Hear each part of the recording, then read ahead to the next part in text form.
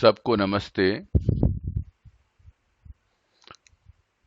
माँ सरस्वती की कृपा और उनकी आशीर्वाद प्राप्त करके आज सीबीएसई कक्षा 12वीं परीक्षा हेतु निर्धारित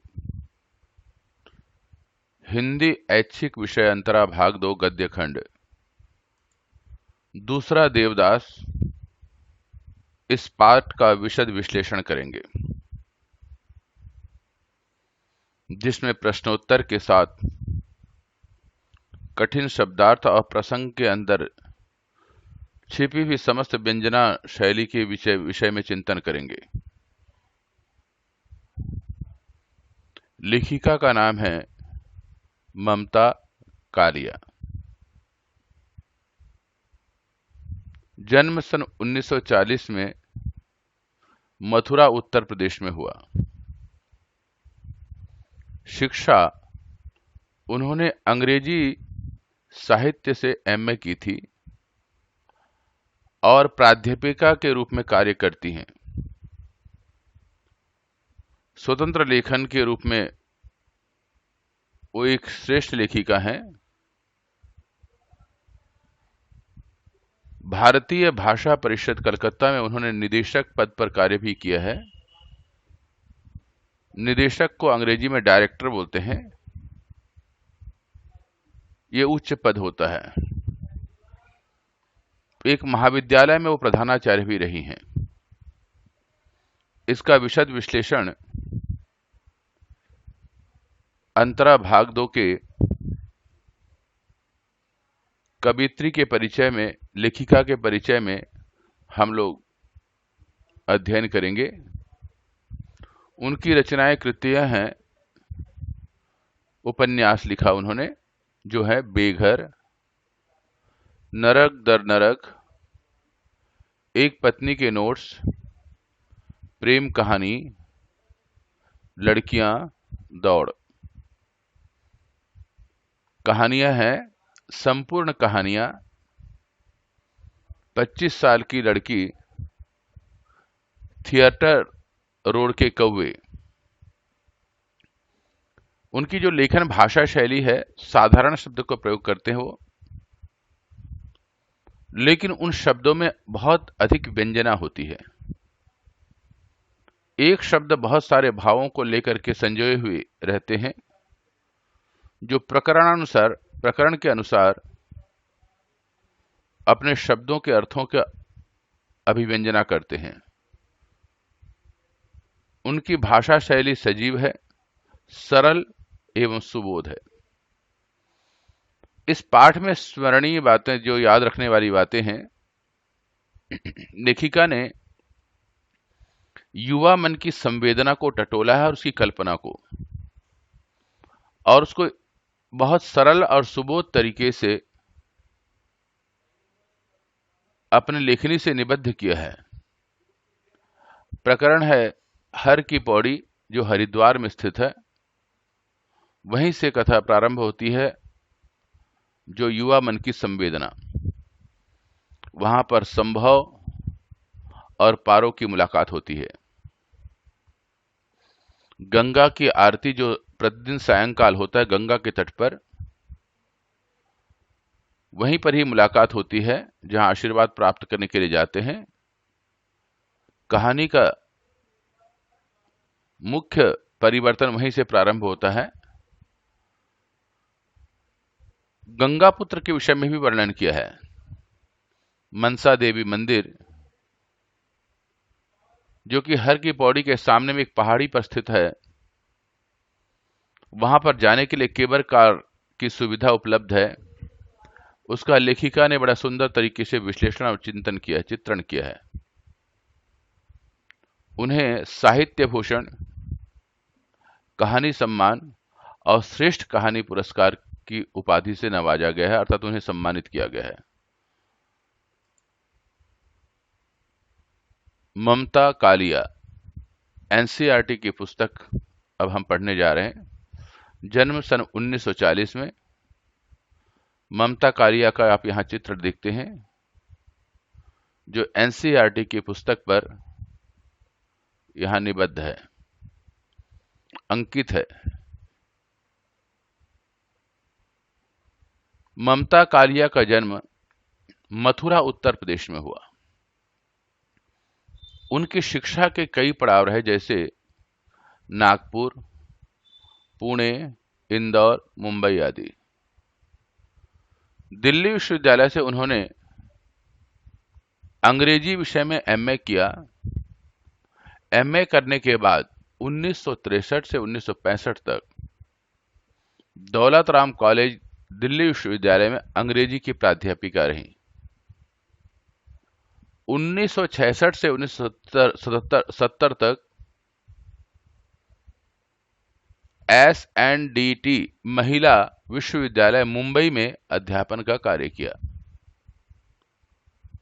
1973 से 2001 तक महिला सेवा सदन डिग्री कॉलेज इलाहाबाद में प्रधानाचार्य रही।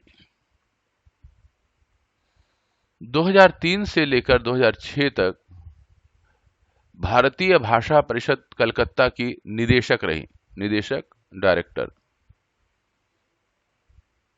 वर्तमान में नई दिल्ली में रहकर वो स्वतंत्र लेखन कर रही हैं।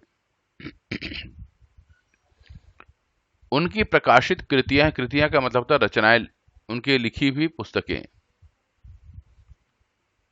बेघर, नरक दर नरक,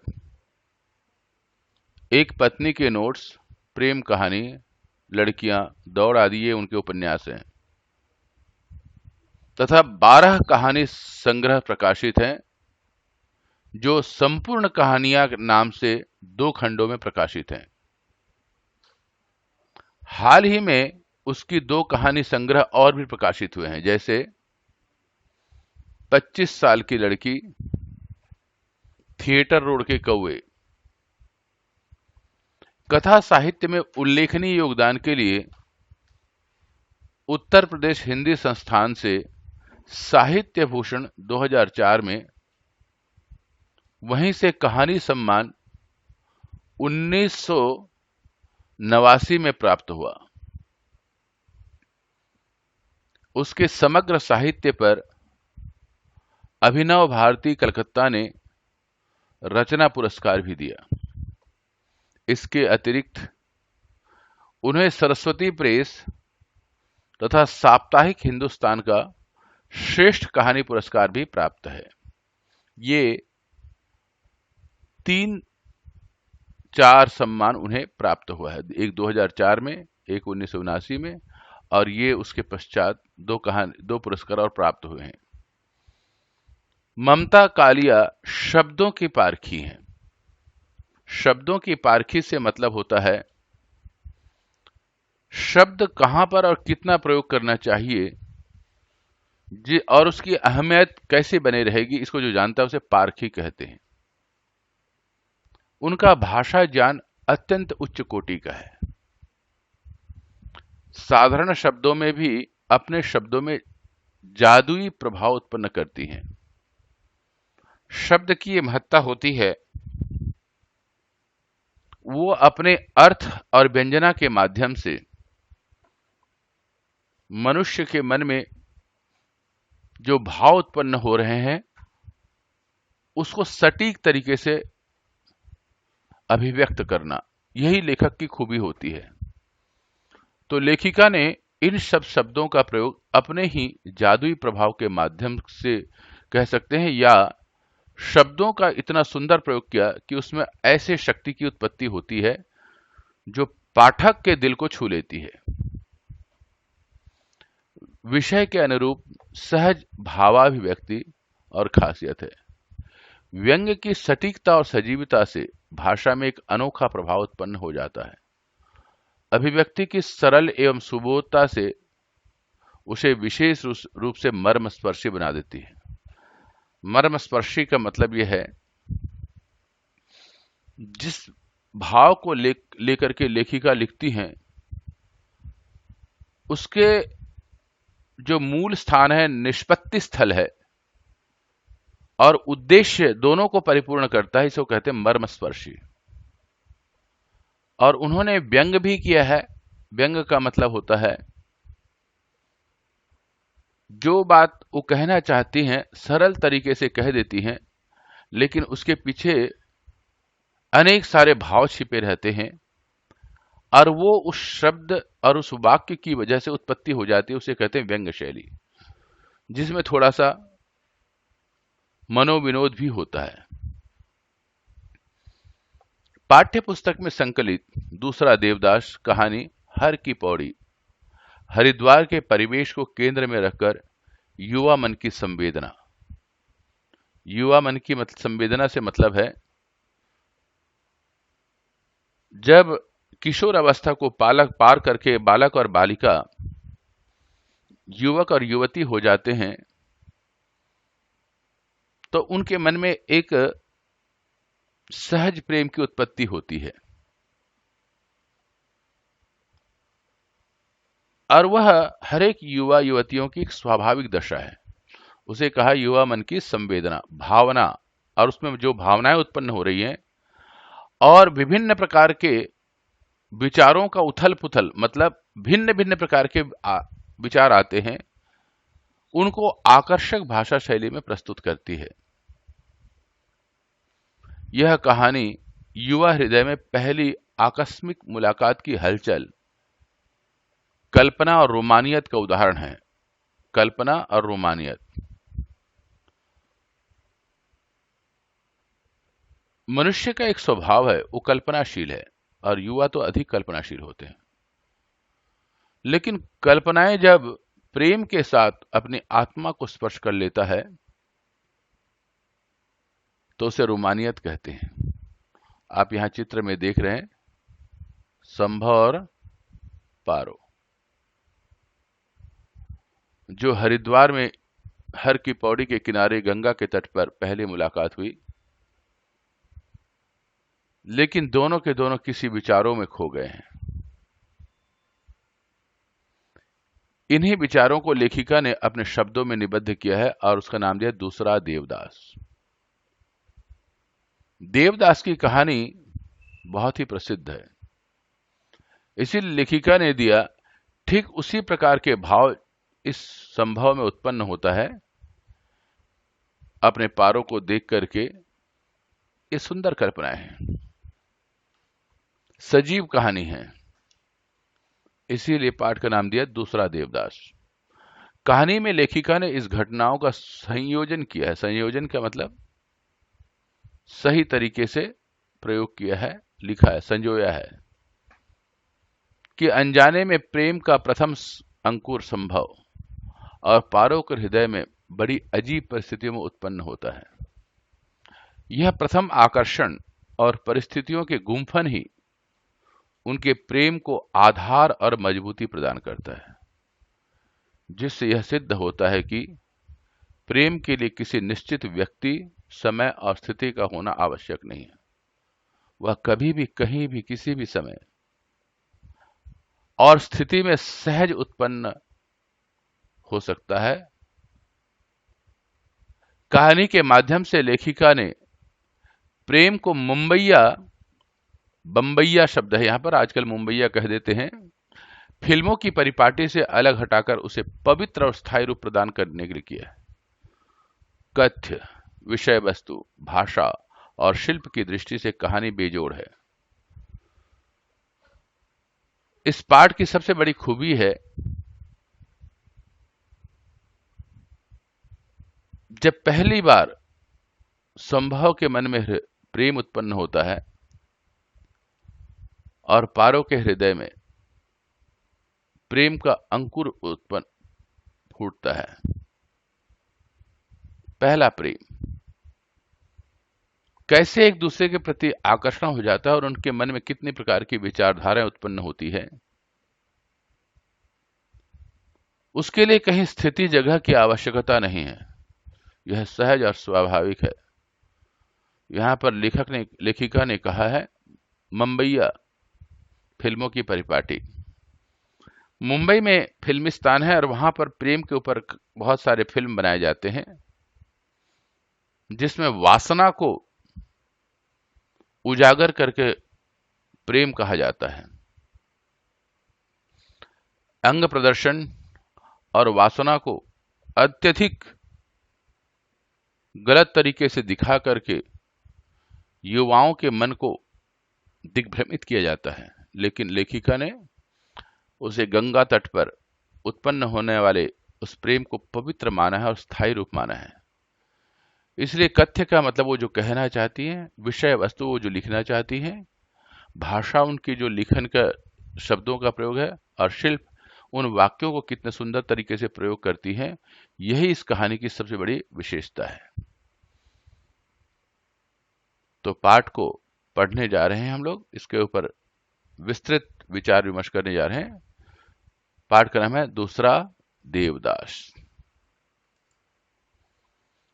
हर की पौड़ी पर सांझ कुछ अलग रंग से उतरती है। दिया बाती का समय, यह कह लो आरती का वेला। हर की पौड़ी जो गंगा के तट पर हरिद्वार में एक लोगों के स्नान के लिए पौड़ी बनी हुई है, वहीं का ये वर्णन करते हैं। और शाम का समय, दिया बाती का मतलब यह है कि हर एक घरों में परंपरा है, सायंकाल सूर्यास्त के समय लगभग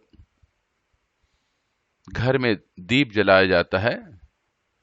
लोकल भाषा में इसे दिया बाती कहते हैं। ऐसे ही गंगा के पावन तट पर मंदिरों में दीप जलाया जाता है, दीप दान किया जाता है। तो उसे एक लेखिका ने कहा है दिया बाती। और उसी समय ही आरती का समय होता है, जो गंगा मैया की आरती की जाती है। जब कभी आप गंगा के तट पर हरिद्वार में पहुंचते हैं तो सायंकाल यह पवित्र दृश्य आपको देखने को मिलेगा। 5 बजे जो फूलों के दोने 1-1 रुपए करके बिक रहे थे, इस समय 2-2 के हो गए हैं। अर्थात ये शाम को 5 बजे के बाद की दृश्य है जिसका लेखिका ने वर्णन किया है। भक्तों को इससे कोई शिकायत नहीं। इतनी बड़ी बड़ी मनोकामना लेकर के आए हुए हैं, 1-2 रुपए का मुंह थोड़े ही देखना है। गंगा सभा के स्वयं सेवक खाकी वर्दी में मुस्तैदी से घूम रहे हैं। मुस्तैदी से मतलब मजबूत होकर के सबकी सेवा के लिए, जो वहां पर स्वयं सेवक दल है, जो अपने आप सेवा करते हैं, उसे स्वयं सेवक कहते हैं। उनका वृत्ति होती है सेवा करना, उनकी आदत होती, कार्य होता है। वे सबको सीढ़ियों पर बैठने के लिए प्रार्थना कर रहे हैं। शांत होकर के बैठिए, आरती शुरू होने वाली है। कुछ भक्तों ने स्पेशल आरती बोल रखी है। स्पेशल आरती यानी 101 या 151 रुपए वाली थाली। मंदिरों की कुछ परंपरा है, जो लोग कुछ मनोकामना लेकर के आए होते हैं और उसकी पूर्ति के लिए विशेष तौर से आरती के लिए प्रार्थना करते हैं अपने इष्ट देव के सामने में, और जो वहां के पुजारी, पुरोहित, आचार्य उनके नाम से विशेष आरती करते हैं। गंगा के तट पर हर छोटे बड़े मंदिर पर लिखा है गंगा जी का प्राचीन मंदिर। पंडित गण आरती के इंतजाम में व्यस्त हैं। पीतल की नीलांजलि में सहस्र बातियां घी में भिगो कर रखी हुई हैं। आरती करने का एक बहुत बड़ा 5 या 7 मंजिल का बना हुआ दीप होता है, जिसमें रुई की बाती लगा करके, घी लगा करके गंगा के किनारे मां गंगा की आरती करते हैं। उसे नीलांजलि कहते हैं। अर्थात आरती करने का एक पीतल का बना हुआ बहुत खूबसूरत, जिसमें दीप जला करके आरती की जाती है, उस बर्तन को या उस सुंदर सा पात्र को नीलांजलि कहा जाता है। सबसे पहले देसी घी के डब्बे अपनी ईमानदारी के प्रतीक स्वरूप सजा रखे हैं। गंगा की मूर्ति के साथ साथ चामुंडा, बालकृष्ण, राधा कृष्ण, हनुमान, सीताराम की मूर्तियों को श्रृंगार पूर्ण स्थापना है। मतलब गंगा के साथ में ये सब मूर्तियों को आप श्रृंगार पूर्ण का मतलब होता है उनको बहुत सुंदर तरीके से सजा धजा करके, वस्त्र इत्यादि पहना करके, माला पहना करके, उनका संपूर्ण श्रृंगार करके वहां रखा हुआ है। जो भी आपका आराध्य हो, आराध्य का मतलब जिसको आप पूजा करना चाहते हो, चुन लें। आरती से पहले स्नान, हर हर बहता गंगा जल, निर्मल, नीला, निष्पाप, इन शब्दों से गंगा की महत्ता और पवित्रता दिखाई गई है। औरतें डुबकी लगा रही हैं। बस उन्होंने तट पर लगे कुंडों से बंधी जंजीरें पकड़ रखी हैं। पास ही कोई न कोई पंडा जजमानों के कपड़ों लत्तों की सुरक्षा कर रहा है। हर एक के पास चंदन और सिंदूर की कटोरी है। मर्दों के माथों पर चंदन तिलक और औरतों के माथे पर सिंदूर का टीका लगा देते हैं पंडे। पंडे कहते हैं जो वहां के ब्राह्मण, पूजा करने वाले पुजारी या वहां के जो पंडित हैं उन्हें पंडे कहा जाता है। कहीं कोई दादी बाबा अपना पहला पोता होने की खुशी से आरती करवा रहे हैं, तो कहीं कोई नई बहू आने की खुशी में। अभी पूरा अंधेरा ही नहीं घिरा है, गोधूली वेला है। गोधूली वेला, सायंकाल सूर्यास्त के समय को गोधूली वेला कहते हैं। इसका नाम इसलिए पड़ा, गांव में गायें चर करके वापस अपने घर की ओर लौटती हैं तो उनके पैरों से टकरा करके जमीन से उड़ने वाली जो धूल है, या उनके खुर से टकरा करके जो उड़ने वाले धूल हैं, और साथ में सूर्यास्त की रंग जब उन पर पड़ता है तो ऐसा लगता है जैसे सोने के छोटे छोटे कण उड़ रहे हों। तो गऊ के पैरों से उड़ने वाली धूल गोधूली वेला, उसको रख करके हर नाम रख दिया गया है। पर मुख्यतः यह नाम जो है, सायंकाल के सूर्यास्त का जो समय होता है उसे गोधूली वेला कहा जाता है। यकायक सहस्र दीप, सहस्र का मतलब सैकड़ों दीप जल उठते हैं। पंडित अपने आसन से उठ खड़े होते हैं, हाथ में अंगोछा लपेट के पंचमंजली नीलांजलि पकड़ते हैं। पंचमंजली का मतलब 5 मंजिल वाला नीलांजलि, 5 मंजिल का मतलब छोटे छोटे मंजिल होते हैं। और शुरू हो जाती है आरती। पहले पुजारियों के भर्राए गले से समवेत स्वर उठता है। भर्राए गले का मतलब यह है, रोज उच्चारण करने से उनकी आवाज में माधुर्य समाप्त हो गया है, लेकिन गले की आवाज थोड़ी सी बैठ सी गई है, उसे कहते हैं भर्राया गला। समवेत का मतलब इकट्ठे। जय गंगे माता, जो कोई तुमको ध्याता, सारे सुख पाता। जय गंगे माता, ये आरती वहां पर गाई जाती है। घंटे घड़ियाल बजते हैं। मनौती के दिए भी फूल, फूलों की छोटी छोटी किस्तियां गंगा की लहरों पर इठलाती हुई आगे बढ़ती हैं। यहां पर लेखिका ने मनौती का मतलब मान्यता, जो संकल्प लेकर के आए हैं और उसके लिए गंगा में को संकल्प लेते हैं, और पत्तों के दोनों में बने हुए छोटे छोटे किस्तियां अनुमा लोग तैयार करके रखते हैं, और उसमें दीप जलता रहता है, पुष्प रहता है, और उसको गंगा में अपने मनोकामना को, परिपूर्णता के आशीर्वाद की कामना करते हुए उसे समर्पित कर देते हैं। उसे कहते हैं इठलाती हुई आगे बढ़ रही है। जब वह लहरों से दाएं बाएं हिलती है तो लेखिका ने उसको एक मानवीकरण की तरह इठलाना कहा है। जैसे नवयुवती जब चलती है तो उसके शरीर पे जो लचक उत्पन्न होती है उसे इठलाना कहा जाता है। गोताखोर दोने पकड़ उसमें रखा चढ़ावे का पैसा उठाकर मुंह में दबा लेते हैं। एक औरत ने 21 दोने तैराए हैं। गंगा पुत्र जैसे ही दोने से पैसा उठाता है, औरत अगला दोना सरका देती है। गंगा पुत्र उस पर लपकता है। पहले दोने की दीपक से उसके लंगोट में आग की लपट लग जाती है। पास खड़े लोग हंसने लगते हैं, पर गंगा पुत्र हतप्रभ नहीं होता, मतलब इससे निराश नहीं होता। लेखिका ने गंगा पुत्र शब्द का प्रयोग किया है।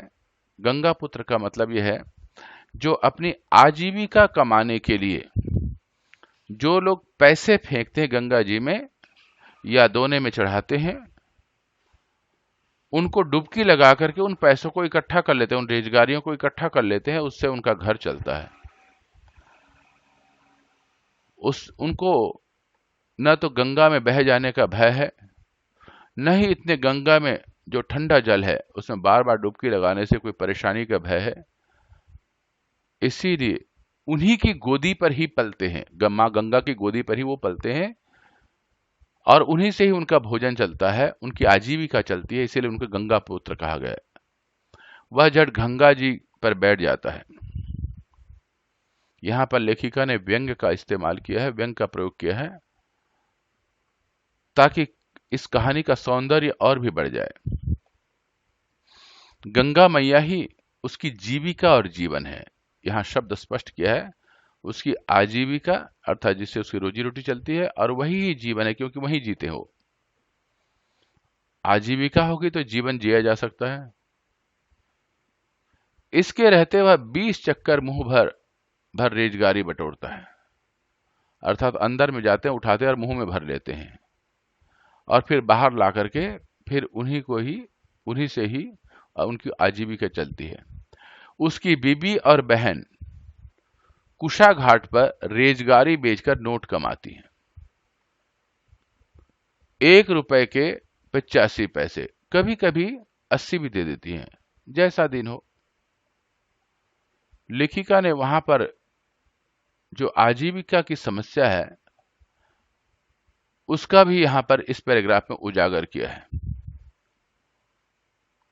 किस प्रकार आजकल के इस प्रगतिशील दुनिया में भी हम धर्म और अंधविश्वास के साथ जी रहे हैं। कहीं ना कहीं लेखिका इससे सरकार का ध्यान भी आकर्षित करना चाहा है कि अशिक्षा और बेरोजगारी को दूर करने के लिए शिक्षा भी चाहिए और साथ में उनकी सुंदर व्यवस्था भी चाहिए।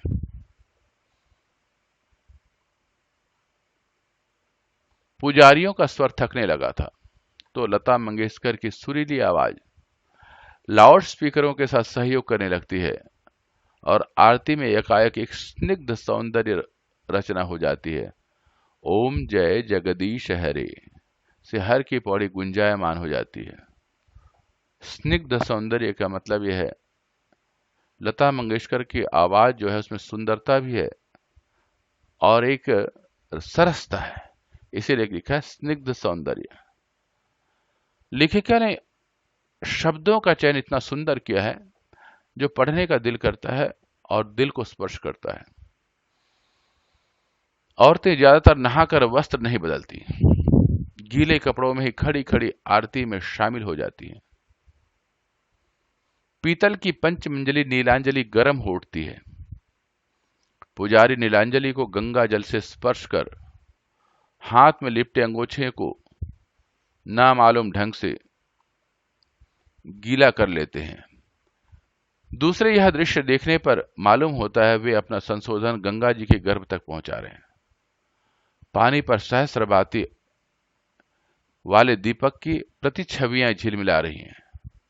प्रतिछवि का मतलब होता है परछाई। पूरे वातावरण में अगरू चंदन का दिव्य सुगंध। अगरू अगरबत्ती, चंदन, चंदन वाले अगरबत्ती, और अगर एक प्रकार का पौधा होता है जिसमें बड़ी खुशबू होती है। ऐसा सुगंध जो हमारे मन को शांत कर दे, इसको कहते हैं दिव्य सुगंध। आरती के बाद बारी है संकल्प और मंत्रोच्चार की। भक्त आरती लेते हैं, चढ़ावा चढ़ाते हैं। स्पेशल भक्तों से पुजारी ब्राह्मण भोज, दान, मिष्ठान आदि की धनराशि कबुलवाते हैं कबूलवाने का मतलब स्वीकार करवाते हैं, मतलब उनसे संकल्प करा करके दक्षिणा लेते हैं, दान लेते हैं। आरती के क्षण इतने भव्य और दिव्य रहे हैं कि भक्त हुज्जत नहीं करते, हिचकिचाते नहीं हैं। हुज्जत हिचकिचाना। खुशी खुशी दक्षिणा देते हैं। पंडित जी प्रसन्न होकर भगवान के गले से माला उतार उतार कर यजमान के गले में डालते हैं, फिर जी खोलकर देते हैं प्रसाद, इतना कि अपना हिस्सा खाकर भी ढेर सारा बचा रहता है। बांटने के लिए मुरमुरे, इलायची दाना, केले और पुष्प। प्रसाद होता है अपने भोज्य पदार्थों को भगवान के चरणों में समर्पित कर दो तो उसके आशीर्वाद से जो प्राप्त हो जाता है वो प्रसाद के रूप में स्वीकार किया जाता है। तो मुरमुरे एक प्रकार चावल से बना हुआ खीर है जिसे मुरमुरे कहते हैं। इलायची दाना एक मीठा चीनी से बना हुआ सुंदर सा मीठा मीठा दाना होता है, उसे इलायची दाना कहते हैं। खर्च हुआ पर भक्तों के चेहरे पर कोई मलाल नहीं है, कई खर्च सुखदायी होते हैं। कुछ पंडे अभी भी अपने तख्त पर जमे हुए हैं। देर से आने वाले भक्तों का स्नान ध्यान अभी जारी है। आरती के दोने फिर 1 रुपए में बिकने लगते हैं। गंगा जल आकाश के साथ रंग बदल रहा है। यहां पर लेखिका कह रही हैं, गंगा जल इतना पवित्र है कि आकाश की परछाई भी नजर आता है, तो यहां गंगा की पवित्रता भी कामना की गई है। साथ में सायंकाल होने वाले परिवर्तन का भी लेखिका ने यहां पर वर्णन किया है। संभव काफी देर से नहा रहा था। वहीं किनारे में एक युवक जिसका नाम था संभव स्नान कर रहा था। वह घाट पर आया तो मंगल पंडा बोले, काहो जजमान, बड़ी देर लगाए दी, हम तो डर गए थे। संभव हंसा। उसके एक सार खूबसूरत दांत सांवले चेहरे पर फब उठे। उसने लापरवाही से कपड़े पहने और जांघिया निचोड़कर थैले में डाला। जब वह कुर्ते से पोंछकर चश्मा लगा रहा था, पंडे ने उसके माथे पर चंदन तिलक लगाने को हाथ बढ़ाया। उसने चेहरा हटा लिया तो मंगल पंडा ने कहा, चंदन तिलक के बगैर स्नान अधूरा होता है बेटा। यहां पर लेखिका ने वहां पर प्रयोग होने वाले शब्दों का वैसे ही लिख दिया है। यहां पर भी देखिए, काहू जजमान, बड़ी देर लगाए दी, अर्थात संभव को आरती से कोई मतलब नहीं था, उसे तो स्नान से मतलब था। अभी युवा मन है। युवक को इतना अधिक धर्म पूजा इत्यादि पर ज्यादा विश्वास नहीं होता, इसीलिए जब तिलक लगा रहे थे मंगल पंडा तो कह करके वो उसने अपने चेहरा हटा लेना चाहा, पर पंडा ने इन शब्दों के साथ उसका मन को और भी पवित्र कर दिया और संभव ने चुपचाप तिलक लगवा लिया। वह वापस सीढ़ियां चढ़ ही रहा था कि पौड़ी पर बने एक छोटे से मंदिर के पुजारी ने आवाज लगाई, अरे दर्शन तो करते जाओ। संभव ठिठक गया। ठिठक का मतलब होता है अचानक रुकना। उसकी चीजों में नियमित आस्था तो नहीं थी, उसकी इन चीजों में नियमित आस्था तो नहीं थी, पर नानी ने कहा था मंदिर में 20 आने चढ़ा करके आना। 20 आना पुराने जमाने में 1.25 रुपया को बोलते हैं। 1 रुपए में 16 आना होता है और 4 आने और जिसको 25 पैसे का 4 आना होता है।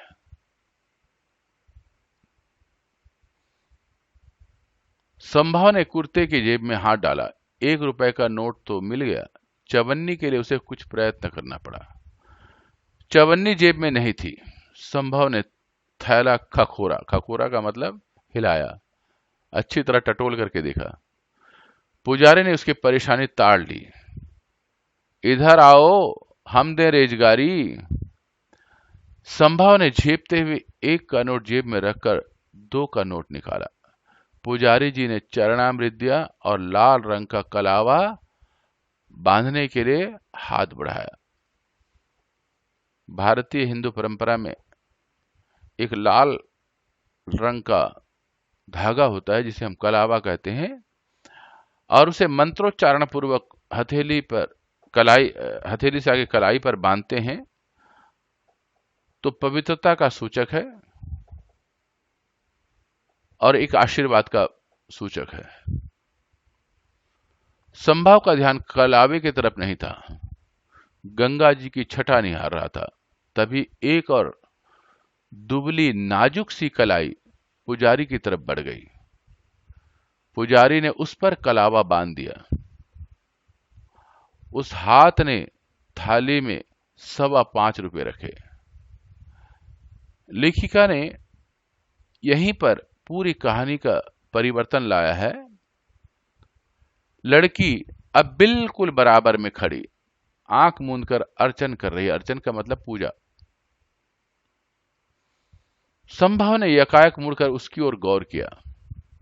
उसके कपड़े एकदम भीगे हुए थे, यहां तक कि उसके गुलाबी आंचल से संभव के कुर्ते का एक कोना भी गीला हो रहा था।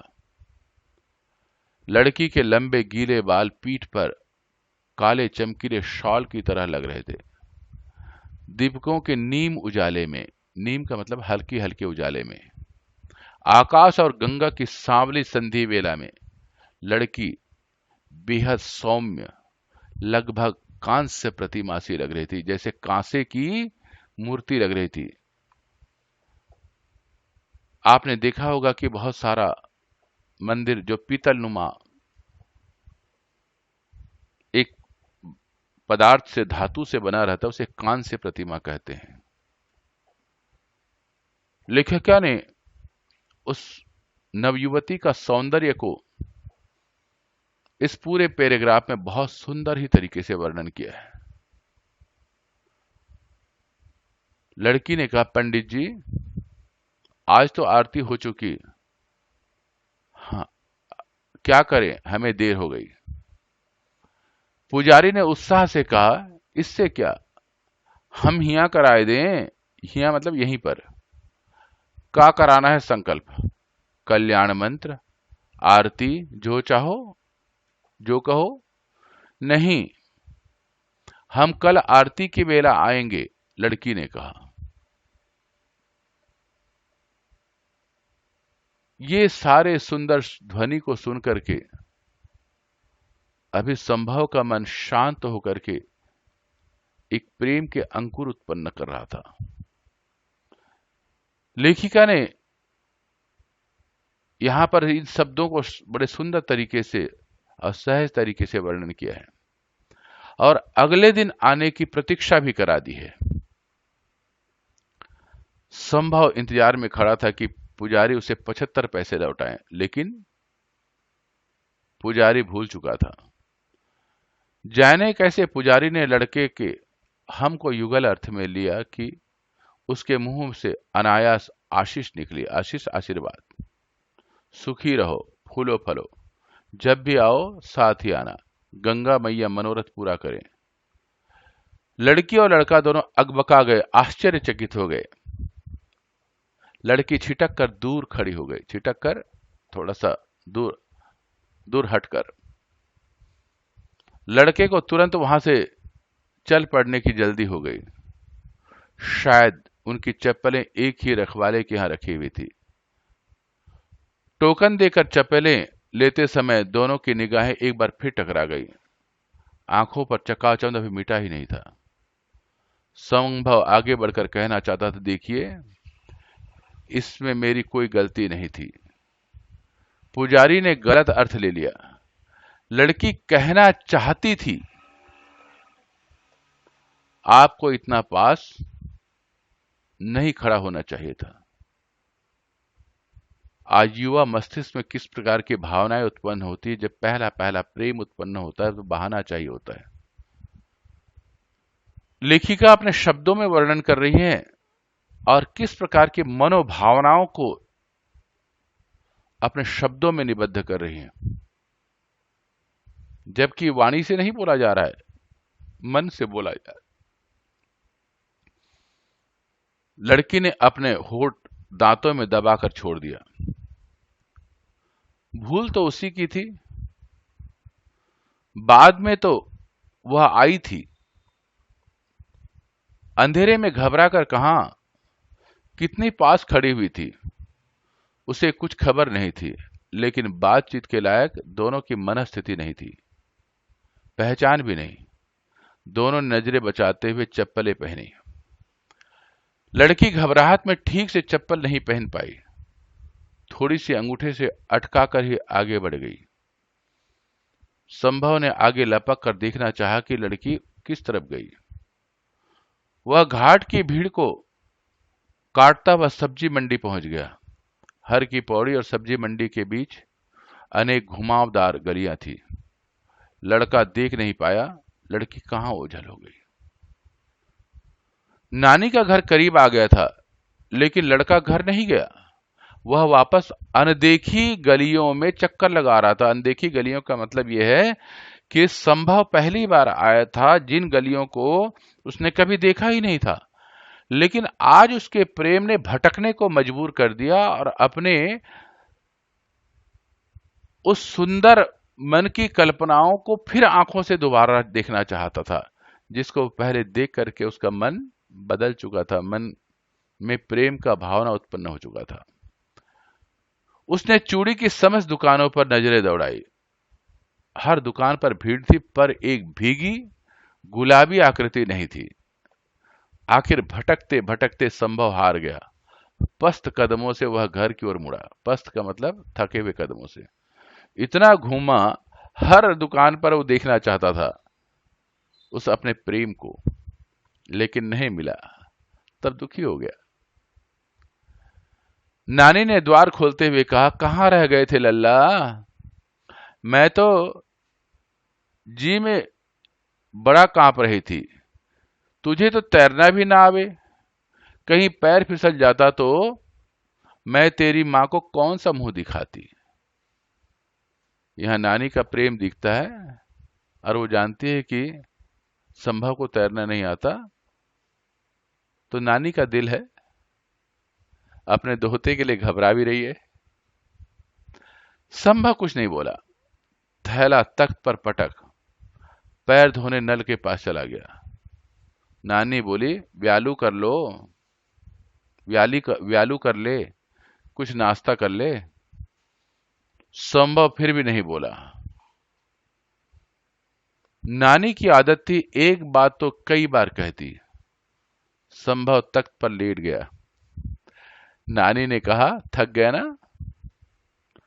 अरे तुझे मेरे ठेले में चलने की आदत थोड़ी ही है। कल बैसाखी है।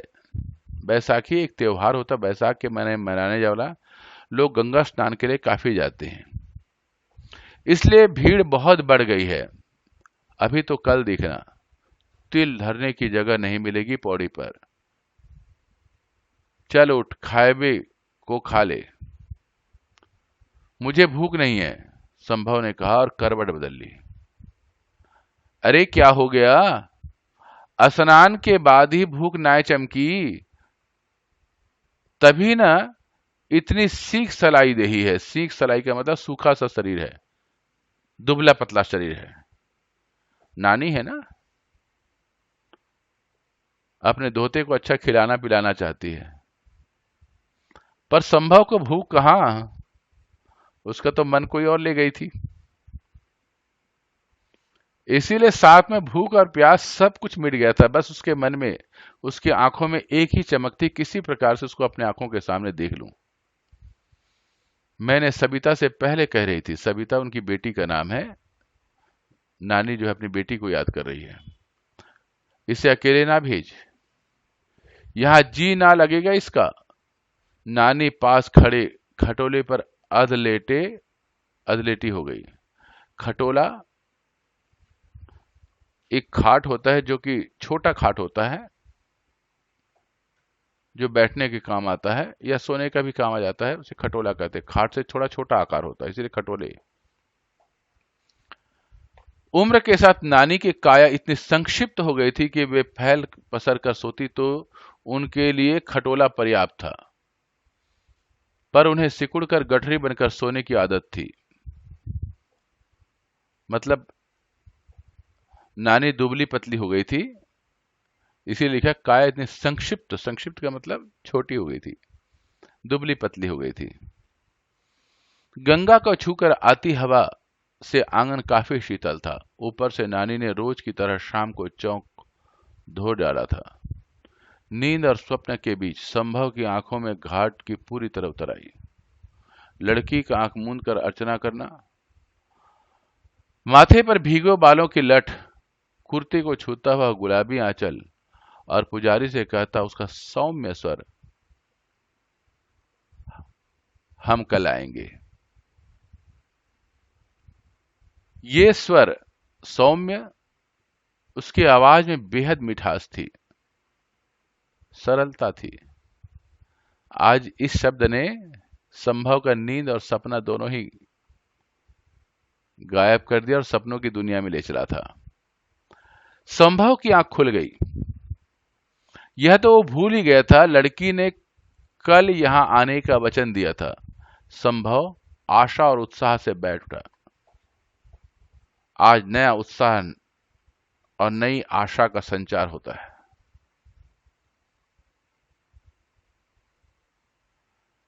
नानी ने झकझोरते हुए बोला, नानी को झकझोरते हुए बोला, नानी से कह रहा है संभव, नानी नानी चलो खा ले, कुछ भूख लगी है। नानी की नींद झूले के समान थी, कभी गहरी कभी उथली।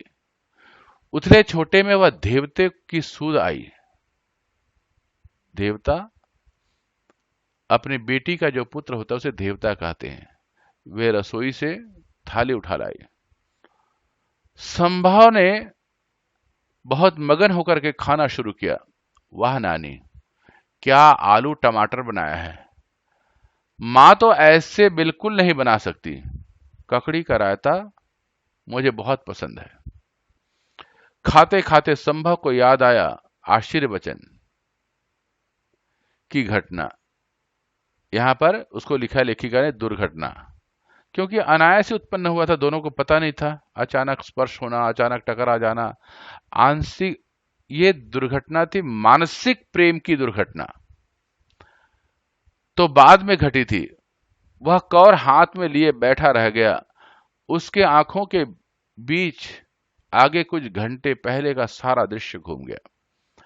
पुजारी का वह मंत्रोच्चार जैसा पवित्र उद्गार, सुखी रहो, फूलो फलो, सारे मनोरथ पूरे हों, जब भी आओ साथ ही आना। लड़की का चिहुकना, चिहुकना शब्द से लेखिका ने इतना सुंदर भाव उत्पन्न किया है, जैसे चिड़िया अचानक चीख उठती है, अचानक आवाज आती है। तो चिहुकना शब्द से उस लड़की का सौंदर्य को बहुत ज्यादा बढ़ा दिया है। उसकी वाणी की मधुरता और चिड़िया की तरह फुदकने की तरह एक बहुत ही सुंदर शब्दों का प्रयोग किया है। छिटक कर दूर खड़े होना, घबराहट में चप्पल भी ठीक से न पहन पाना और आगे बढ़ जाना। लेखिका ने एक सुंदर सपने का वर्णन किया यहां पर। संभव ने विचलित स्वर में कहा, मुझे भूख न है, मैं तो यहीं उठ बैठा था। सारी रात संभव की आंखों में शाम मंडराती रही। उसकी ज्यादा उम्र नहीं थी, इसी साल एमए पूरा किया था। अब वह सिविल सर्विसेज प्रतियोगिता में बैठने वाला था। माता पिता का ख्याल था वह हरिद्वार जाकर गंगा जी के दर्शन कर ले तो बेखटके सिविल सेना का चुन लिया जाएगा। लड़का इन टोटकों को कभी नहीं मानता, पर घूमना और नानी से मिलना उसे बहुत पसंद था। अभी तक उसके जीवन में कोई लड़की किसी अहम भूमिका में नहीं आई थी। लड़कियां या तो क्लास में बाईं तरफ की बेंचों पर बैठने वाली एक कतार में थी, या फिर ताई चाची की लड़कियां जिनके साथ खेलते खाते वह बड़ा हुआ था। इस तरह बिल्कुल अकेली अनजान जगह पर एक अनाम लड़की का सद्य स्नात दशा में सामने आना। सद्य स्नात का मतलब तुरंत नहा करके पूरे भीगे वस्त्र में सामने में अचानक खड़े हो जाना, पुजारी का गलत समझना, आशीर्वाद देना, लड़की का घबराना और चल देना, सब मिलाकर एक निराली अनुभूति थी।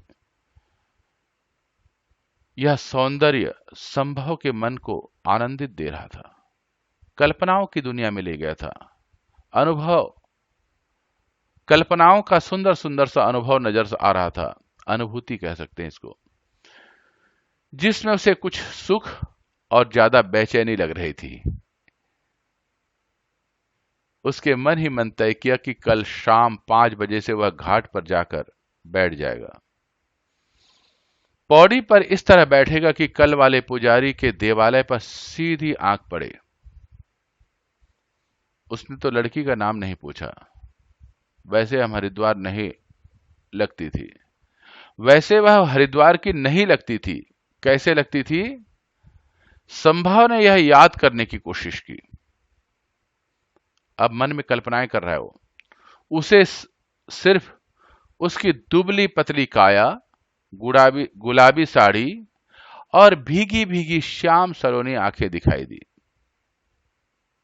इस पूरी पंक्ति में एक देवदास को पारो की जो कल्पनाएं थी वो सारी नजर आती हैं। दुबली पतली काया, गुलाबी साड़ी और भीगी भीगी श्याम सलोनी। श्याम सलोनी के मतलब खूबसूरत आंखें। उसे अफसोस था, वह उसे ठीक से देख भी नहीं पाया, पर यह तय था वह उसे हजारों के भीड़ में पहचान लेगा। अभी चिड़ियों ने आंगन में लगे अमरूद का पेड़ चहचहाना शुरू ही किया था कि नानी ने आवाज दी, लल्ला चलेगा गंगा जी, आज बैसाखी है। संभव को लगा वह रात भर सोया नहीं है, अर्थात रात भर वो सपना दिखता रहा है, करवटें बदलता रहा है।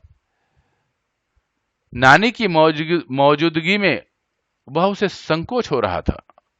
उसने कहा, तुम मेरे भी नाम की डुबकी लगा लेना नानी, मैं तो अभी सोऊंगा। नानी द्वार उड़का कर चली गई तो लड़के ने अपनी कल्पना को निर्द्वंद्व छोड़ दिया। आज जब वह सलोनी उसे देखेगी तो उसके पास जाकर कहेगा, पुजारी की नादानी का वह मुझे बेहद अफसोस है। यकीन मानिए पंडित जी मेरे लिए भी उतने ही अनजान हैं जितने आपके लिए। ये सारी उसकी मन की कल्पनाएं हैं। मन में भिन्न भिन्न प्रकार के शब्दों की उत्पत्ति हो रही है, एक प्रवाह उत्पन्न हो रहा है, एक आनंद के साथ, एक नए नए प्रेम के साथ। इसी प्रकार से युवा मन में हमेशा कल्पनाएं उत्पन्न होती है। लड़की कहेगी, कल्पनाएं हैं, कोई बात नहीं। वह पूछेगा, आप दिल्ली से आई हैं? लड़की कहेगी, नहीं, हम तो डैश के हैं, अर्थात किसी न किसी तरीके से उसका पता जान लेना चाहता है। बस उसके हाथ पते की बात लग जाएगी। अगर उसने रुख दिखाया तो वह कहेगा, मेरा नाम संभव और आपका? कितने सारे प्रश्न उसके मन में उत्पन्न हो रहे हैं। वह क्या कहेगी? उसका नाम क्या होगा? वह बीए में पढ़ रही होगी या एमए में? इन सवालों के जवाब वह अभी ढूंढ ही नहीं पाया था कि नानी वापस आ गई। ले तू अभी भी सुपने ले रहा है? नानी कह रही है। वहां लाखन लाख लोग नहान पर आए हैं, लाखों लोग नहाने के लिए आए हुए हैं। अरे कभी तो बड़ों की कहा कर लो। लड़के ने की तंद्रा नष्ट हुई। तंद्रा का मतलब होता है अलसाए हुए बदन पर आधी नींद और आधे सपने की अवस्था को तंद्रा कहा जाता है। नानी उवाज के बीच सपने 9-2-11 हो गए। उवाज का मतलब कहना। नानी ने जब कहा तो उसके सपने 9-2-11 हो गए। मुहावरा का प्रयोग कर दिया, सारे सपने भाग गए। क्योंकि नया प्रेम किसी के बीच में उपस्थिति नहीं चाहता है। वो तो प्रेमी और प्रेमिका के बीच में किसी और को नहीं चाहता। लड़के ने उठते उठते तय किया कि इस वक्त वह घाट तक चला जाएगा, पर नहाएगा नहीं। हाथ मुंह धोकर प्रार्थना कर लेगा। कुछ देर पौड़ी पर बैठ गंगा की जल राशि निहारेगा। लौटते हुए मथुरा जी की प्राचीन दुकान से गरम जलेबी खरीदेगा और वापस आ जाएगा। उसने कुर्ते की जेब में 20 का नोट डाला और चल दिया। वास्तव में पौड़ी पर आज अद्भुत भीड़ थी। गंगा के घाट में भी चौड़ा मानव रेला दिखाई दे रहा था। रेला का मतलब यह है भीड़। भोर की आरती हो चुकी थी, सुबह की आरती, भोर सुबह। लेकिन भजन जोर शोर से चल रहे थे। नारियल, फूल और प्रसाद का घनघोर बिक्री हो रही थी। घनघोर का मतलब लोगों की भयंकर भीड़ थी और भयंकर बिक्री हो रही थी। भीड़ लड़के ने दिल्ली में भी देखी थी, बल्कि रोज देखता था। दफ्तर जाती भीड़, खरीद फरोख्त करती भीड़, तमाशा देखती भीड़, सड़क क्रॉस करती भीड़। लेकिन इस भीड़ का अंदाज निराला था। इस भीड़ में एक सूत्रता थी। न यहां जाति का महत्व था, न भाषा का। महत्व उद्देश्य का था। वह सबका समान था, जीवन के प्रति कल्याण की कामना। इस भीड़ में दौड़ नहीं थी, अतिक्रमण नहीं था। और भी अनोखी बात यह थी कि कोई स्नानार्थी, स्नान करने वाला व्यक्ति, कोई सैलानी, घूमने आए हुए व्यक्ति को सैलानी कहा जाता है, आनंद की डुबकी नहीं लगा रहा था, बल्कि स्नान से ज्यादा समय ध्यान ले रहा था। दूर जलधारा के बीच एक आदमी सूर्य की ओर उन्मुख हाथ जोड़े खड़ा था। उन्मुख का मतलब हाथ को ऊपर उठा करके सूर्य की ओर मुंह करके, उन्मुख का मतलब ऊंचा मुंह करके। उसके चेहरे पर इतना विभोर विनीत भाव था कि मानो उसने अपना सारा अहम त्याग दिया है। यहां पर लेखिका जो है गंगा के पावन जल को स्पर्श करने पर क्या सुंदर मन में भाव उत्पन्न होते हैं, इसको लिखा है विभोर, आत्म विभोर, आत्मा से प्रसन्न, विनीत भाव। उसमें अहंकार नहीं, विनम्रता थी। अहंकार को त्याग दिया था। उसके स्वयं स्व का जनित कुंठा शेष नहीं, वह शुद्ध रूप से चेतन स्वरूप आत्माराम और निर्मलानंद था। लेखिका ने इस पूरे पैराग्राफ में मनुष्य जीवन का उद्देश्य और तीर्थस्थल का उद्देश्य का पूर्णतः वर्णन किया है। तीर्थस्थल पर जो एक सूत्रता होती है, वहां पर कोई किसी व्यक्ति के जाति, धर्म, गुण के विषय में नहीं पहचानता, रंग, रूप, आकृति के। उसका एक ही उद्देश्य होता है, स्व का परित्याग और आत्मानंद की अनुभूति। पवित्र गंगा के जल के स्पर्श करके अपने सारे पापों को धो डालना, दुखों को धो डालना, यही तो जीवन का उद्देश्य होता है। मानवीय चेतना का यही अपना रूप है। जब व्यक्ति अहंकार को परित्याग कर दे, मोह माया को परित्याग कर दे और अपने आप को पहचाने और सर्वस्व परमात्मा के चरणों में समर्पित कर दे, चेतन सत्ता, उस महान चेतन सत्ता के चरणों में समर्पित कर दे, उसे कह रहा आत्मानंद, निर्मलानंद, ऐसा अद्भुत आनंद जिसकी कल्पना नहीं की जा सकती। उसमें में आत्मा भाव विभोर हो जाता है। तो यह समस्त भारतीय दर्शन का उल्लेख, पवित्र तीर्थस्थल का उद्देश्य और व्यक्ति का जीवन का उद्देश्य लेखिका ने यहां पर सुंदर वर्णन किया है। यह अद्भुत आत्मा का परमात्मा के प्रति जो प्रेम भाव है, इसको प्रकट करता है। कहीं ना कहीं लेखिका ने संभव और पारों के बहाने से आत्मा और परमात्मा का प्रेम को, स्वच्छ प्रेम का वर्णन किया है। किसी प्रकार से एक झलक तो प्राप्त हो जाए परमात्मा का। यह आत्मा परमात्मा एक दूसरे को जब स्वीकार कर लेते हों, तो जो आनंद है, उस आनंद का परम अनुभूति ऐसे तीर्थस्थल की यात्रा के पश्चात क्षण मात्र के लिए दर्शन होता है। तो लेखिका ने इस सुंदर भाव को यहां पर वर्णन किया है। छोटे से लड़के ने लगभग हंसते उसका ध्यान भंग किया। भैया, आप नहीं नहाएंगे? संभव ने गौर किया। जाने का पौड़ी पर उसके नजदीक यह बच्चा आ बैठा था। उसका भाल चंदन चर्चित था। उसका माथे पर चंदन लगा हुआ था। चेहरे पर चमकीली ताजगी थी। अकेले हो? नहीं, बुआ साथ हैं। कहां से आए हो? रोहतक से। अब संभव को पता लग गया, खुद तो दिल्ली से है, लेकिन जो अभी उसका नया नया प्रेम प्रस्फुटित हुआ है, उसका प्रेम की उत्पत्ति स्थल रोहतक है। अब वापस जाओगे? नहीं, बच्चे ने चमकीली आंखों से बताया। अभी तो मनसा देवी जाना है, वह उधर। बच्चा सामने पहाड़ी पर बना एक मंदिर इंगित दिखाने लगा। कहीं न कहीं बच्चे के बहाने संभव का मन भी मनसा देवी जाने का जरूर होगा। यह स्थल संभव को पहले दिन ही से ही अपनी ओर खींच रहा था, लेकिन नानी ने उसे बरज दिया था। ना लल्ला, मनसा देवी जाना है तो क्या वह झूला गाड़ी में तो बैठियो ना, रस्सी से चलती है, क्या पता कब टूट जाए। एक बार टूटी थी, हजारन मरे गिरे थे। जाना है तो चढ़कर जाना, उसका महात्म अलग है। महात्म का मतलब महात्मा। यहां पर नानी ने अपने लोक भाषा का प्रयोग करते हुए अपने प्रेम भाव को उजागर किया है। लेखिका ने वैसे के वैसे ही शब्दों को यहां प्रयोग कर दिया है, ताकि क्षेत्रीय भाषा का महत्व भी पाठक के मन में बैठ जाए। संभव बहुत शारीरिक मेहनत से यकीन नहीं करता था। बरसों से कुर्सी पर बैठ पढ़ते पढ़ते उसे सक्रियता के नाम पर हमेशा ही किसी दिमागी हरकत का ध्यान आता था।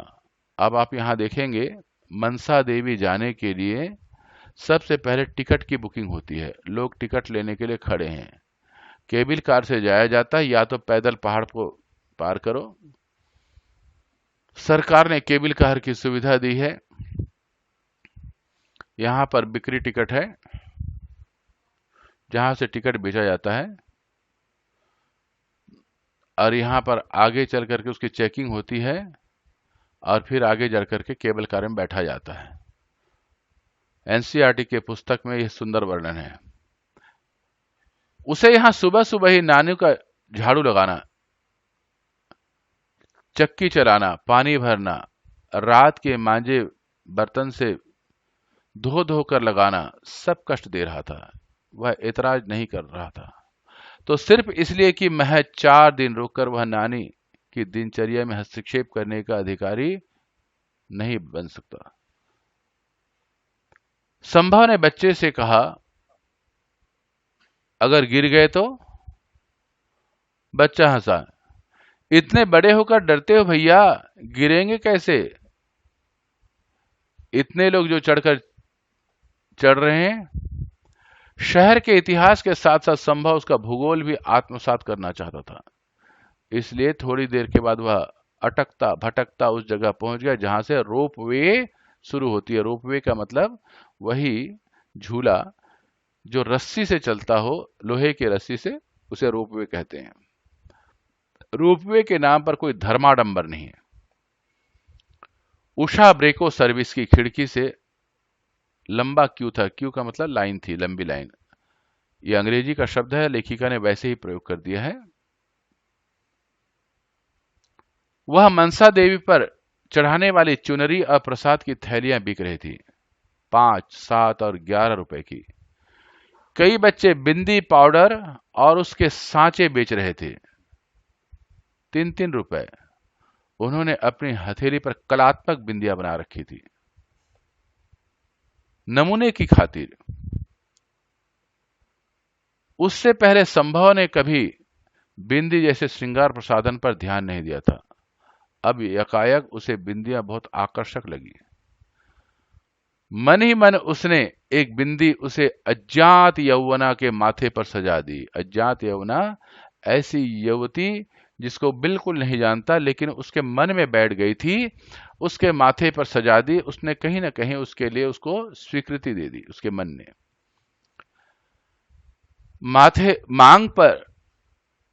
मांग में तारे भर देने से और कई गाने उसे आधे अधूरे याद आकर रह गए।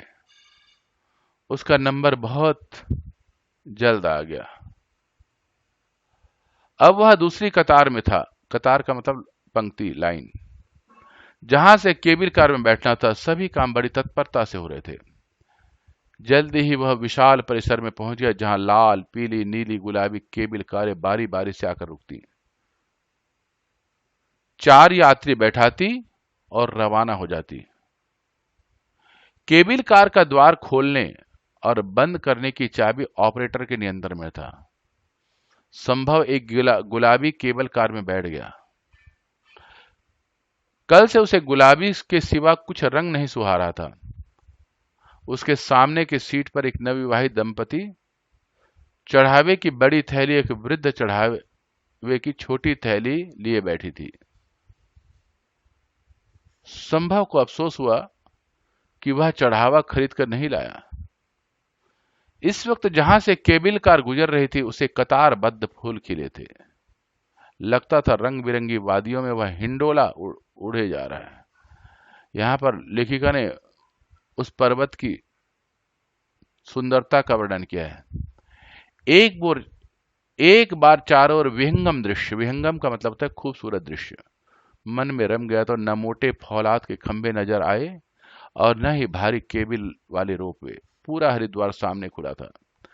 जगह जगह मंदिरों के बुर्ज, गंगा मैया की धवल तार, सड़कों के खूबसूरत घुमाव, नीचे सड़क के चढ़ते रास्ते, हांफते लोग, लिम्का की दुकानें और अनाम पेड़, ऐसे पेड़ जिसका नाम नहीं जानता, और मंदिरों के शोभा, इस सारे का विहंगम खूबसूरत दृश्य को उस पर बैठ करके वो आनंद ले रहा था। लेखिका कहना चाहती हैं, जब केबिल कार पर बैठोगे तो आपको यह सुंदर दृश्य भी देखने का आनंद महसूस होगा। वह जल्दी केबल कार पर मनसा देवी के द्वार पर पहुंच गई। उनकी केबिल जो है मनसा देवी के द्वार पर पहुंच गई।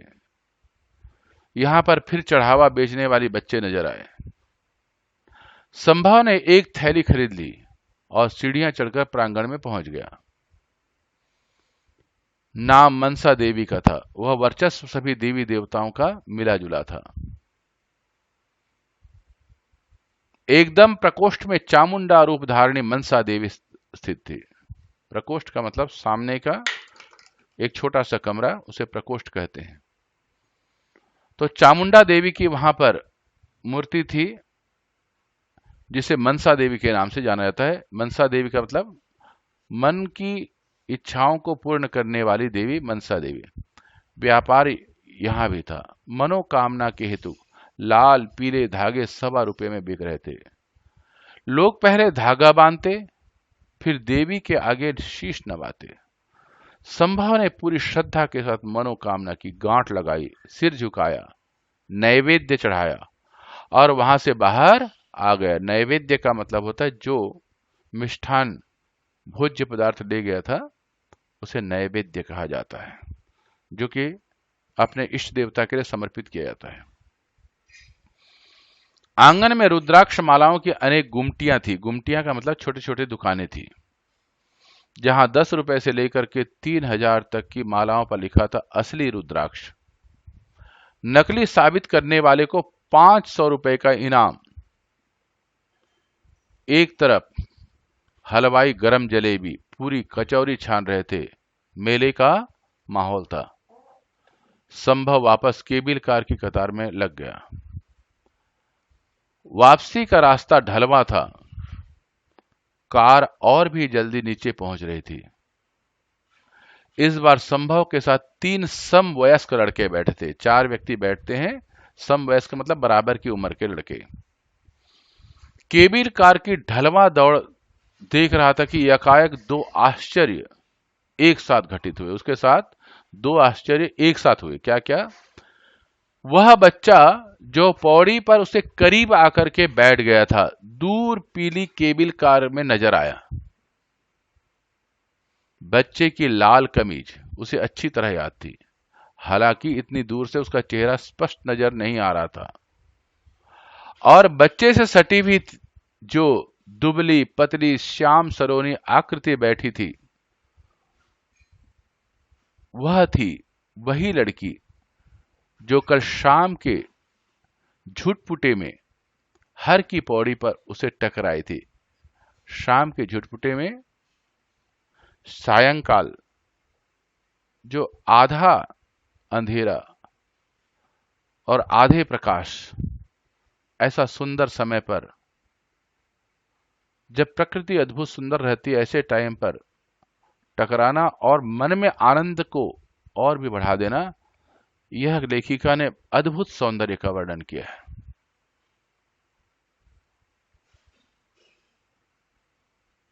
संभव बहुत बेचैन हो गया। वह दाएं बाएं झुक झुक कर चिन्हने की कोशिश करने, चिन्हने मतलब पहचानने का।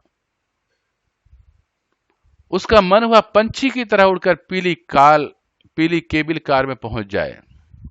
बहुत जल्द केबिल कार वापस नीचे पहुंच गई। संभव ने आगे आगे जाते बच्चे को लपक कर कंधे में थाम लिया और बोला, कहो दोस्त। बच्चे ने अचकचाकर उसकी ओर देखा। अरे भैया। रुक कर बोला, हमने सोचा जब हमारा दोस्त नहीं डरता तो हो जाए एक ट्रिप। संभव का मन नहीं भरा था, अभी तो और भी उसके साथ घूम लेना चाहता था। तभी आगे से एक महीन सी आवाज ने कहा, मन्नू घर नहीं चलना है? बालक मन्नू ने कहा, अभी आया बुआ। संभव ने अस्फुट स्वर से में पूछा, ये तुम्हारी बुआ है? और क्या? मन्नू ने साश्चर्य जवाब दिया। साश्चर्य का मतलब आश्चर्य के साथ। नहीं मिलवाओगे? हम तो तुम्हारे दोस्त हैं। मन्नू वाकई उसका हाथ खींचता हुआ चल दिया। बुआ बुआ, इनसे मिलो, ये है हमारे नए दोस्त।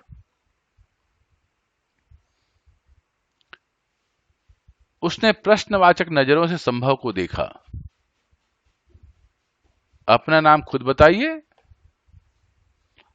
वह अपना बताता इससे पहले उसी महीन मीठी आवाज ने कहा, ऐसे कैसे दोस्त हैं तुम्हारे, तुम्हें उनका नाम भी नहीं पता? कहीं न कहीं युवती के मन में भी एक अद्भुत प्रेम और सौंदर्य प्रकट हो चुका था। लेखिका के इन शब्दों से स्पष्ट है। अब संभव ने गौर किया। बिल्कुल वही कंठ, वही उलाहना, वही अंदाज। पुलक से उसका रोम रोम हो उठा। पुलक मतलब प्रसन्नता से। हे ईश्वर, उसने कब सोचा था कि मनोकामना का मौन उद्गार इतनी शीघ्र शुभ परिणाम दिखाएगा। मौन उद्गार का मतलब मन में जो संकल्प किया था, मन में जो सोचा था, उसे मौन उद्गार, वाणी से नहीं बोला था। लड़की ने आज गुलाबी परिधान नहीं पहना था, पर सफेद साड़ी से लाज से गुलाबी होते हुए उसने मनसा देवी पर एक और चुनरी चढ़ाने का संकल्प लेते हुए सोचा, मनोकामना की गांठ भी अद्भुत है, अनूठी है। इधर बांधो उधर लग जाती है। तो संभव संकल्प ले रहा है, अगर मेरी मनोकामना मनसा देवी पूरी कर देती है तो मैं फिर उसके शरणों में आऊंगा। कामना भी कर रहा है, वो मांग भी रहा है। पारो बुआ इसका नाम है। मन्नू ने बुआ का आंचल खींचते हुए कहा। संभव देवदास आज देवदास की तरह भटकता फिर रहा अपने प्रेम के लिए, इसीलिए लेखिका ने संभव का नाम संभव देवदास कह दिया और पाठ का नाम दे दिया दूसरा देवदास। और यहां पर स्पष्ट कर दिया देवदास कौन है, संभव है। और पारो जो है उसके बुआ का नाम है, जो संभव की प्रेमिका है। संभव ने हंसते हुए वाक्य पूरा किया, उसे भी मनोकामना का पीला लाल धागा और उसमें पड़ी गिठान का मधुर स्मरण हो आया। तो लेखिका ने वहां का सौंदर्य भी वर्णन किया, प्रकृति का सौंदर्य वर्णन किया। आपको अगर कोई कठिन शब्द समझ में ना आए तो आप यहां से दे सकते हैं। जैसे गोधूली बेला, संध्या का समय, हुज्जत बहस, ब्यालू शाम का भोजन, नीलांजलि एक विशेष प्रकार का दीपक, मनोरथ मन की इच्छा, आत्मसात अपने में समा लेना, जी खोल करके देना, उदारता पूर्वक खर्च करना, 9 2 11 ना भाग जाना, प्रकोष्ठ कमरा, कलावा कलाई में बांधी गई एक लाल डोरी जिसे मौली भी कहते हैं। तो जो कठिन शब्द समझ में नहीं आप यहां से देख सकते हैं। अब पाठ के प्रश्नोत्तर के विषय में चिंतन करते हैं। अगर आपको यह पाठ समझ में आया तो सबसे पहले आप लाइक बटन दबाएं। अगर इस पाठ से संबंधित कोई प्रश्न यहां पर लिखना चाहते हैं या अपने विचार लिखना चाहते तो अवश्य लिखें। उससे पहले सब्सक्राइब बटन अवश्य दबाएं। सब्सक्राइब बटन दबा करके हम सब एक परिवार में सम्मिलित हो जाएंगे और हिंदी साहित्य के प्रचार प्रसार के लिए आगे कार्य करते रहेंगे। एक हिंदी परिवार में सम्मिलित होकर आनंद महसूस होगा। और साथ में अपने कुछ मित्रों को इसे भेजिए जो हिंदी से प्रेम करते हैं या हिंदी पढ़ रहे हैं या हिंदी से प्यार करते हैं, उनको यह अवश्य भेजें। पाठ्य पुस्तक का प्रश्नोत्तर। पाठ प्रश्न 1, पाठ के आधार पर हर की पौड़ी पर होने वाले गंगा जी की आरती का भावपूर्ण वर्णन अपने शब्दों में कीजिए। उत्तर, कल कल करती गंगा माता, गंगा मां मानव जीवन को सुख प्रदान कर रही हो। वहां विभिन्न घाट विद्यमान थे। हम हर की पौड़ी नामक घाट पर थे। पिताजी ने दादाजी के साथ पिंडदान किया।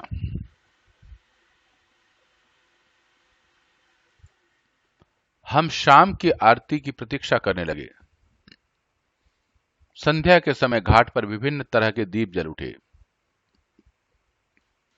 आरती आरंभ हो गई। पूरे घाट में मां गंगा की आरती गूंज उठी। बड़े बड़े दीपदानों से गंगा मां चमक उठी। ऐसे लग रहा था मानो मां गंगा में इन दीपों का सोना रूप प्रकाश मिल रहा हो। मेरी आंखें ऐसा दृश्य देखकर भाव विभोर उठी। मैंने जीवन में कभी परम शांति और सुख का अनुभव नहीं किया था। भक्ति की भावना मेरी नसों में प्रवाहित होने लगी।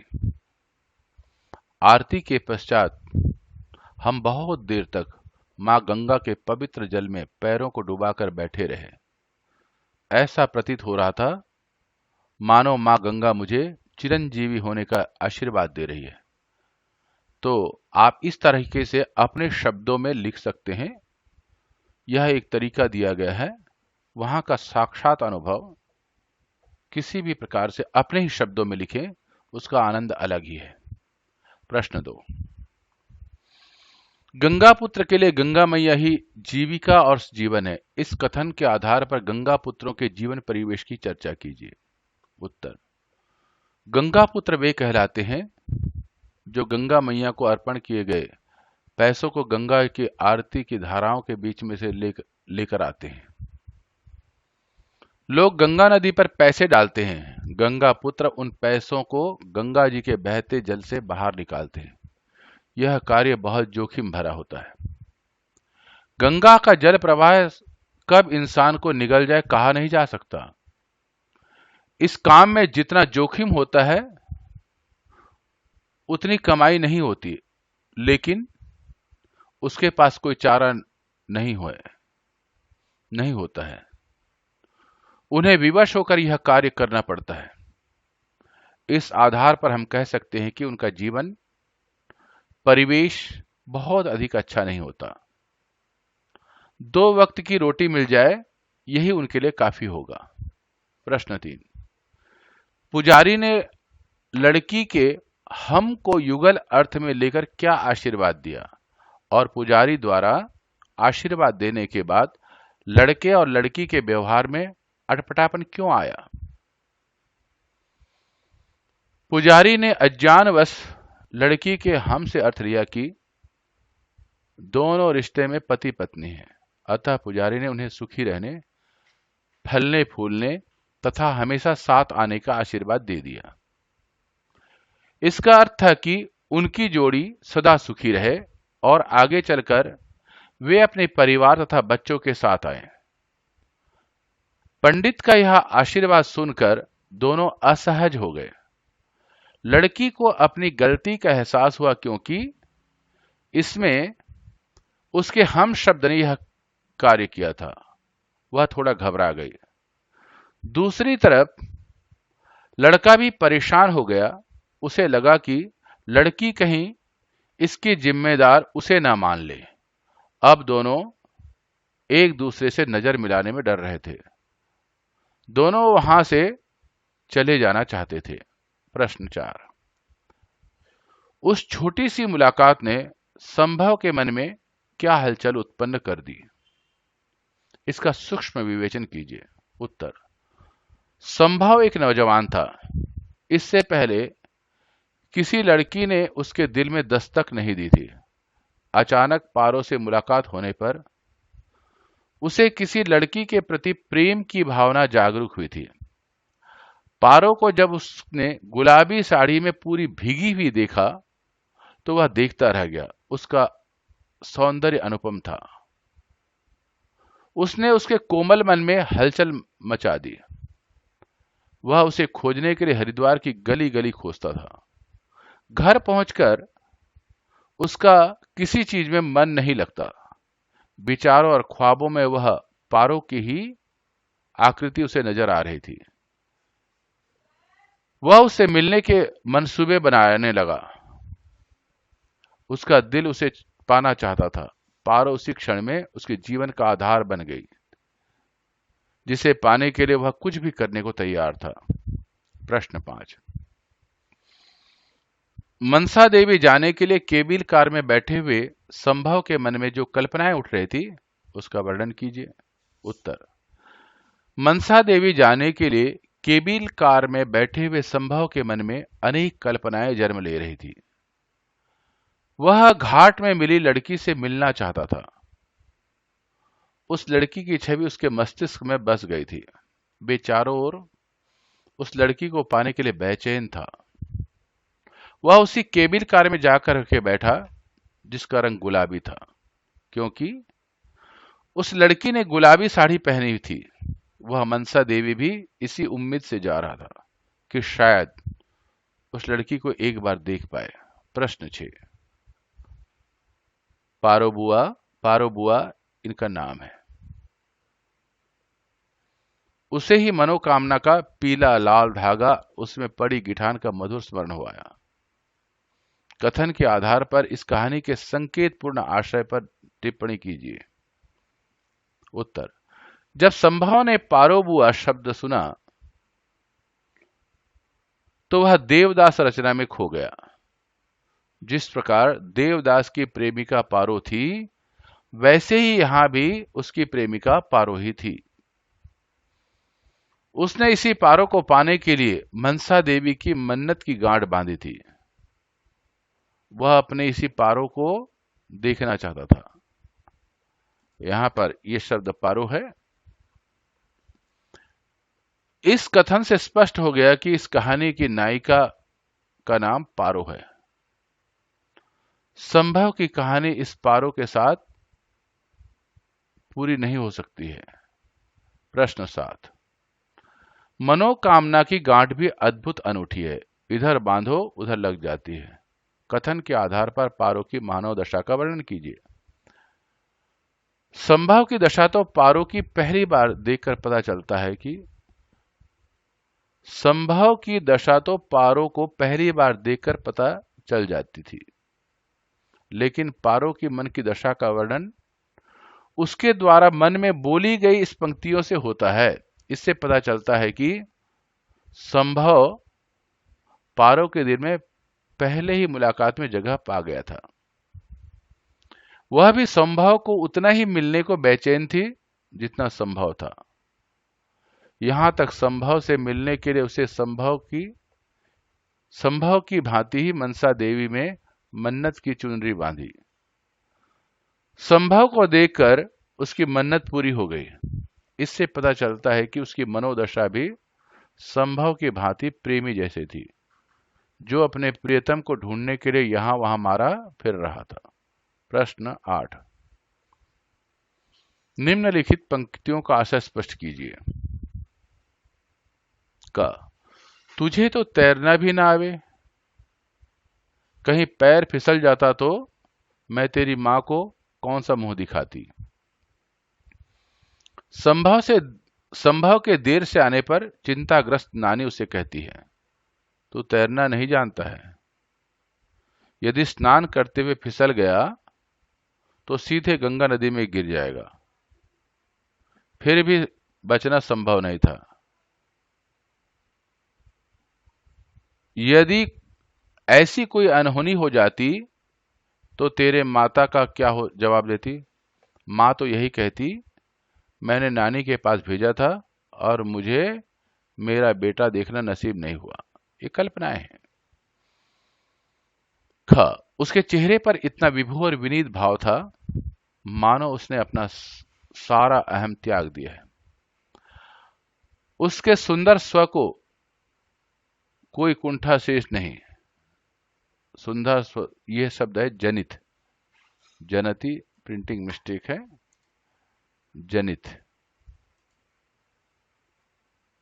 जनित का मतलब उत्पन्न होना, तो यहां पर हम जनित शब्द का प्रयोग करते हैं और अंदर स्व से जनित कोई उत्कंठा शेष नहीं। उत्तर, संभव गंगा नदी के धारा के मध्य एक व्यक्ति को देखता है जो मां गंगा में सूर्य को जल अर्पण कर रहा है। उसके चेहरे के भावों को देखकर संभव उनकी ओर आकर्षित हो जाता है। वह गंगा मैया के मध्य खड़े होकर प्रार्थना कर रहे थे। उनके चेहरे पर प्रसन्नता और विनती का बहुत सुंदर रूप था। उसके चेहरे पर यह भाव था मानो उन्होंने अपने अंदर व्याप्त अहंकार को समाप्त कर दिया है। प्रायः मनुष्य अहंकार के कारण परेशान और दुखी होता है। जब मनुष्य अहंकार के भाव को त्याग देता है, उसके हृदय में फिर किसी बात का दुख, परेशानी तथा कुंठा नहीं बचती। ऐसा व्यक्ति शुद्ध हो जाता है, उसे आत्मज्ञान हो जाता है, वह निर्मल तथा आनंद को प्राप्त कर लेता है। ग, एकदम अंदर प्रकोष्ठ में चामुंडा रूप धारिणी मनसा देवी स्थापित थी। व्यापार यहां भी था। इन पंक्तियों में संभव चामुंडा मंदिर के बारे में व्याख्या करता है। संभव मंदिर के अंदर जाता है, वहां वह चामुंडा रूप में स्थित मनसा देवी को देखता है। इसके साथ ही वह मंदिर स्थल के आसपास सभी व्यापारिक गतिविधियों को भी देखता है। जहां कहीं पूजा का सामान बिक रहा है तो वहीं खाने का कहीं रुद्राक्ष बिक रहा है, कहीं खाने का तो कहीं रुद्राक्ष बिक रहा है। प्रश्न नंबर 9, दूसरा देवदास कहानी के शीर्षक की सार्थकता स्पष्ट कीजिए। इसका मतलब यह है, क्या लेखिका ने दूसरा देवदास नाम देख करके इस कहानी का सही नाम दिया है, इस बात को स्पष्ट करना है। इस कहानी का नाम दूसरा देवदास बिल्कुल उचित है। यह शीर्षक कहानी की सार्थकता को स्पष्ट करता है। जिस प्रकार शरत चंद्र का देवदास अपनी पारों के लिए सारा जीवन मारा मारा फिरता रहता है, वैसे ही संभव रूपी देवदास अपनी पारों के लिए मारा मारा फिरता है। पारों की एक झलक उसे दीवाना बना देती है। वह उसे ढूंढने के लिए बाजार, घाट, यहां तक कि मनसा देवी के मंदिर तक हो आता है। उससे एक मुलाकात हो जाए इसके लिए मन्नत मांगता है। जब वह मिलती है तो लड़की का पारो नाम सुनकर जैसे ही खोज सार्थक बन जाती है, इसलिए वह अपने नाम के बाद देवदास लगाकर इसका संकेत भी देता है। दोनों के मध्य छोटी सी मुलाकात प्रेम का बीज अंकुरित कर देता है। यह मुलाकात उसके अंदर प्रेम के प्रति ललक तथा रोमानियत को दर्शा देती है। देवदास का नाम है जो प्यार में पागल प्रेमी के लिए प्रयुक्त किया जाता है। अतः देवदास शीर्षक संभव की स्थिति को भली प्रकार से स्पष्ट कर देता है। यही कारण है कि शीर्षक कहानी को सार्थकता देता है। प्रश्न 10। हे ईश्वर, उसने कब सोचा था कि मनोकामना का मौन उद्गार इतना शुभ परिणाम दिखाएगा? इसका आशय स्पष्ट कीजिए। उत्तर, पारो को अपने सामने देखकर उसके मन में एक वाक्य उत्पन्न हुआ। जिस लड़की को पाने के लिए उसने कुछ देर पहले ही मनसा देवी में जाकर के धागा बांधा था, वह देवी के मंदिर के बाहर ही मिल गई। वह पारो को देखकर प्रसन्न हो उठा। आज उसकी मनोकामना इतना शुभ परिणाम सामने लाई है।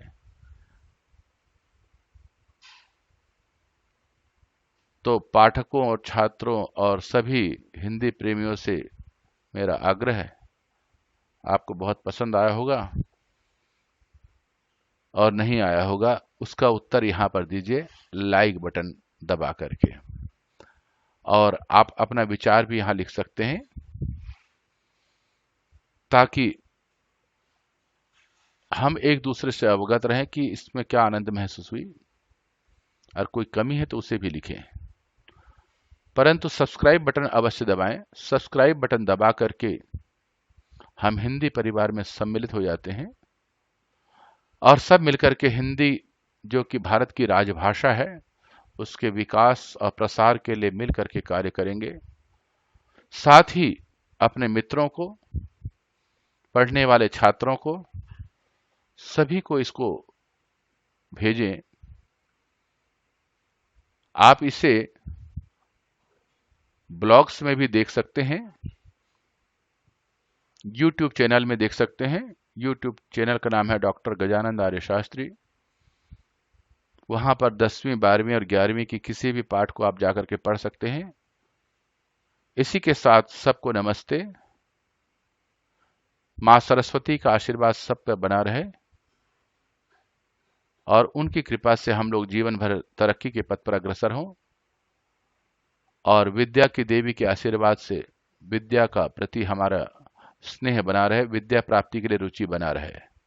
इन शब्दों के साथ पुनः सबको नमस्ते। अगले वीडियो में हम फिर मिलते हैं। सबको नमस्ते।